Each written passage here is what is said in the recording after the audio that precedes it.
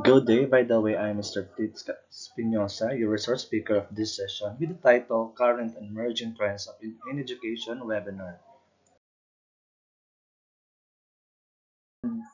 In this session, we will be discussing about the technology integration, gamification in education, and mobile learning.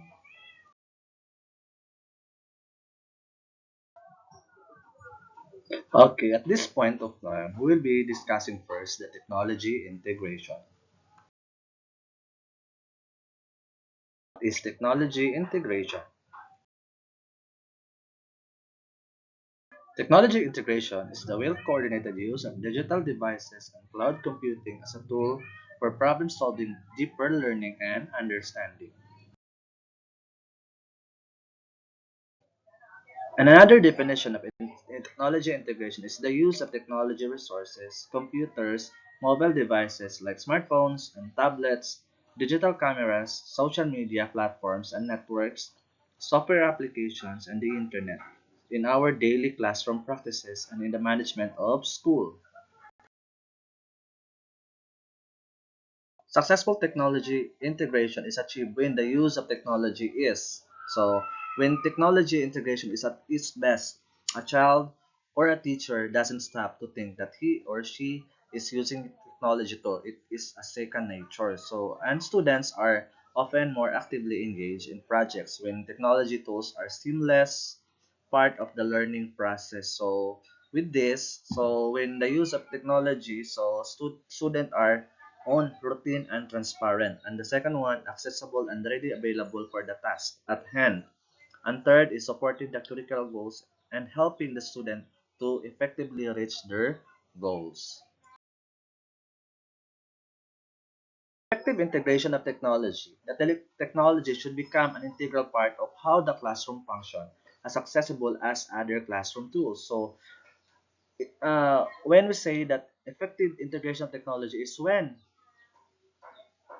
students achieve are able to select technology tools to help them obtain information in a timely manner, analyze and synthesize the information, and present it professionally. When technology effectively integrated into curriculum, tools can extend learning in powerful ways. These tools can provide students and teachers with first, access to up-to-date primary source material. And second one's method of collecting or recording data. Third is ways to collaborate with students, teachers, and experts around the world. And number four, opportunities for expressing understanding via multimedia. And five, learning that is relevant and assessment that is authentic. And last is training for publishing and presenting their new knowledge.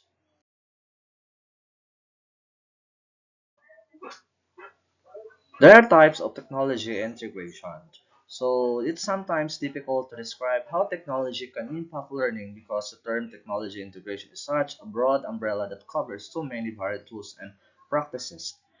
And are many ways technology can become an integral part of the learning process. Just a few of these ways are listed below, but new technologies and ideas emerge daily. So first is the online learning and the blended classroom. So as we know that online learning and blended classroom comes up during the pandemic time. So as a traditional classrooms, the student come to school or the physical school, that in this during the pandemic time, the online learning and blended classrooms come born, which uses Google Classrooms or many online learning platforms. And the second one is the collaborative online tool with tools like Wikis or Google Docs. So this one is collaborative tools that which is uh, primarily used by a collaborative learning or sharing ideas coming from a different person. So in one topic with two or more persons collaborative in providing knowledge or ideas for the topic that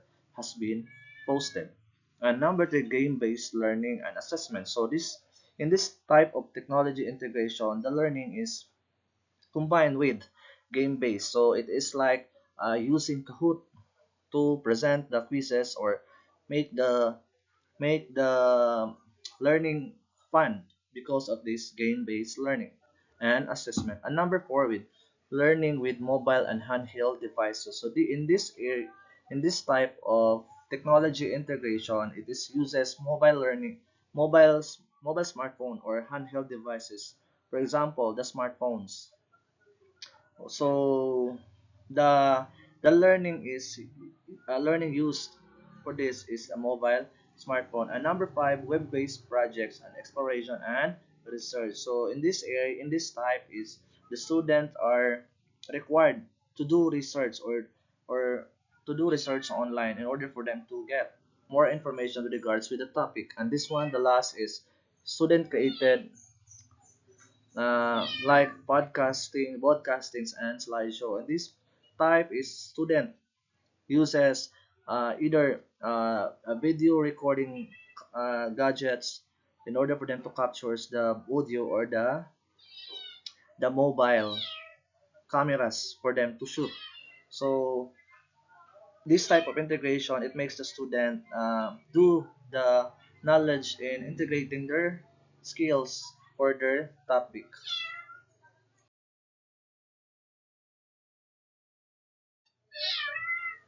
So at this point of time, so we'll be discussing the level of technology integration. So first is the sparse.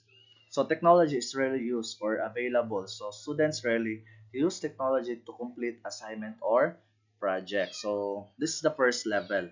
And the second level is the basic. So in the basic level, technology is used or available occasionally with often in a lab rather than the classroom. So students are comfortable with one or two tools and sometimes use these tools to create projects that shows understanding of the content. And the third level is the comfortable. Comfortable is technologies used in the classroom on a fairly regular basis. So students are comfortable with a variety of tools and often use these tools to create projects that show understanding of the content. And the last level is the seamless. Students employ technology daily in the classroom using a variety of tools to complete assignment and create projects that show a deep understanding of the content. Done with the technology integration. So next up is the gamification in education. So what education mean? One is the use of game design elements and game principles in non-game context. And the second definition is a set of activities and processes to solve problems by using the characteristic of game elements. Example, card games, board games, or children's games like tag or hide and seek. Gamification theory in education. The gamification theory in education is that learners learn best when they are also having fun. Not only this, they also learn best when they have goals, targets, and achievement to reach for, or, of course, in a way that learners still perceive as fun. Gamification and learning involves using game-based elements such as point scoring, peer competition, teamwork, score tables to drive engagement, help students assimilate new information and target knowledge. So gamification is becoming increasingly used in educational settings for a number of reasons.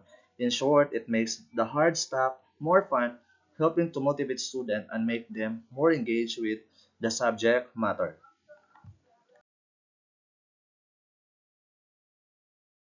So here are the types of gamification learning.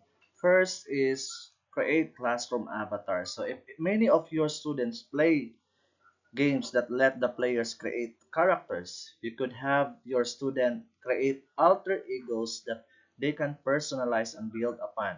They can unlock clothes and modification by completing tasks, class tasks, or develop skills or different sets such as engineer or historian that you can turn into a custom project. So the second one is award badges. So in this gamification learning, this can range from handing out simple printed badges after completing an assignment to having year-long online leaderboards when Deciding what sorts of badges to award students, be sure to think about all of your students. Focus on rewarding healthy learning habits such as staying focused or persisting through failure instead of simply rewarding good grades. And the third one is turn learning into a class quiz. Turn learning into a class quest. So give student agency and motivation by turning a learning objective into a quest. This can be solo quest, example speak to the music teacher and collect 3 facts about Italian music, or class-wide quest. Example, read 100 books, then you can give student options for which quest to go on to not only differentiate learning but also after them more control over their learning. You could even create a class-wide quest board that encourages collaboration.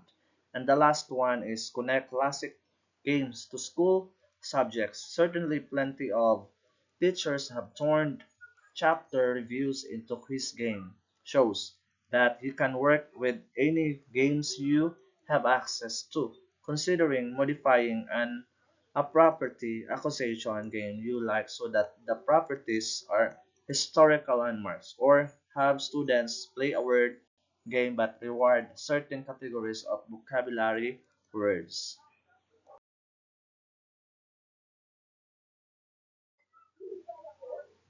Here are the benefits of gamification in the classroom. First is students feel like they have ownership over their learning. And the second one, a more relaxed atmosphere in regards to failure, since learners can simply try again. And third, more fun in the classroom.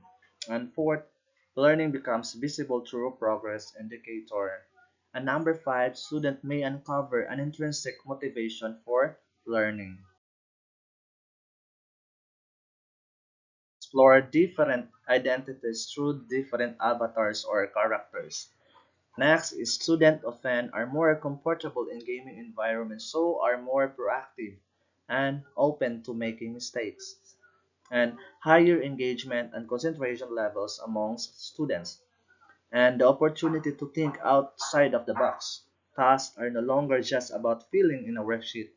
What are the wider gamified consequences? So gamification has been shown to be tremendously effective both in educational setting, e-learning setting, and even for a corporate companies using it to train employees. Gamification works because it triggers real, powerful human emotions such as happiness, intrigue, and excitement and accomplishment. All around the world, companies, institutions, and household brands are using gamification with marvelous results.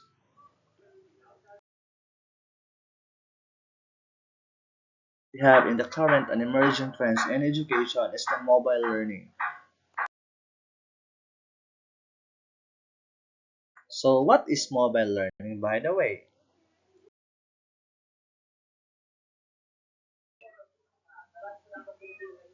Mobile learning, also referred to as learning. So it's a way accessing learning content through mobile devices. This method empowers learning at the point of need, enabling user to access content whenever and wherever suits them. So in mobile learning, it is the next generation of workforce training, providing access to bite-sized micro-learning content through workers' personal devices drives higher engagement, improved retention, and better business results. The most important element of mobile learning is its focus on the mobility of the learner. Giving them the ability to choose when and where they want to access learning means that they can go at their own pace, increasing engagement and improving knowledge retention.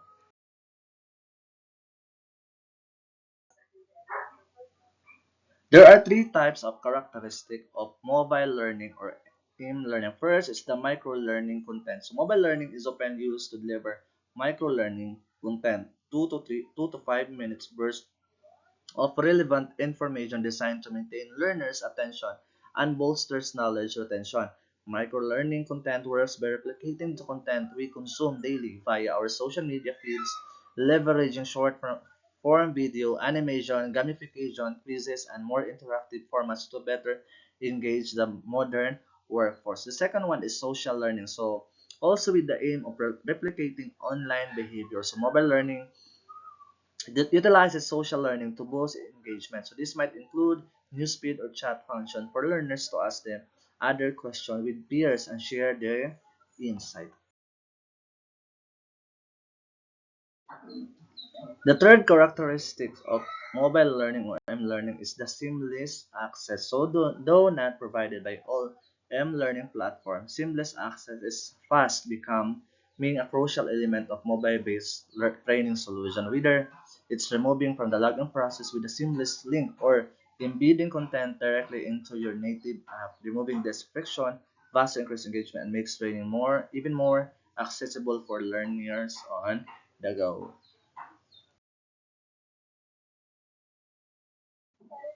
And this is the end of my session. So I hope you learn a lot from the current and emerging trends in education with the topic technology integration, gamification in education, and mobile learning. So thank you and God bless everyone.